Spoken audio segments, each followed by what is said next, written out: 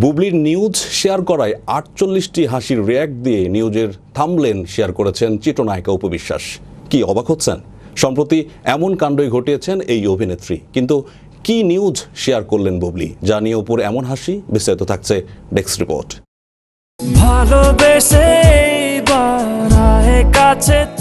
ঢাকাই সিনেমার দুই নায়িকা অপু বিশ্বাস ও শবনম বুবলির সম্পর্কটা ঠিক আদায় কাঁচকলায়। চিত্রনায়ক শাকিব খানকে ঘিরে এই দুই নায়িকার কোন্দল লম্বা সময় ধরে চলছে।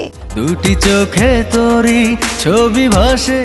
তবে এবার মোহাম্মদ ইকবালের সিনেমা থেকে বাদ পড়ে সাক্ষাৎকারে আমার স্বামীকে কেউ অসম্মানজনক কথা বললে তাকে এড়িয়ে চলবো, এভাবেই বলেছেন চিত্রনায়িকা শবনম বুবলি। এবার সেই খবরটি নিজের ফেসবুকের পাতায় শেয়ার করে চিত্রনায়িকা অপু বিশ্বাস ৪৮টি হাসির রিয়্যাক্ট দিয়ে নিউজের থাম্বনেল শেয়ার করেছেন। এক বিন্দু ভালোবাসা দাও। অবশ্য পোস্টটি সরিয়ে নিয়েছেন অপু।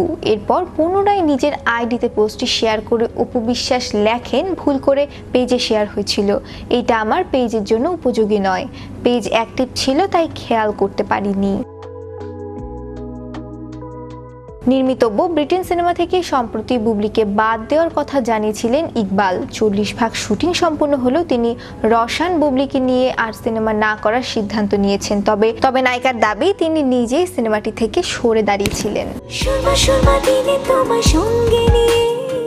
এক সাক্ষাৎকারে বুবলি বলেছেন, আমার পরিবার বলেন, সহশিল্পী বলেন, স্বামী বলেন এবং সব সম্পর্কের ঊর্ধ্বে আমার সন্তানের বাবা বলেন, তাকে নিয়ে যদি কেউ কোনো ব্যক্তি অসম্মানজনক মন্তব্য করেন আমি অবশ্যই সেই ব্যক্তিকে এড়িয়ে চলবো। এক পলকে তোমায় দেখে প্রেমে গেছি। বুবলি আরো বলেন, যেদিন থেকে দেখেছি শাকিব খানকে নিয়ে ইকবাল ভাই আপত্তিকর মন্তব্য শুরু করলেন তখন থেকে আমি তাকে এড়িয়ে চলি। এরপর ইকবাল ভাই আমাকে নিয়েও বেফাঁস কথা বলা শুরু করলেন।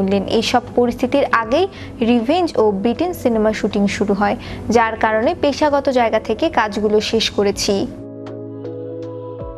শ্রেয়া রায়, বিশ্ববাণী 24, বিনোদন ডেস্ক।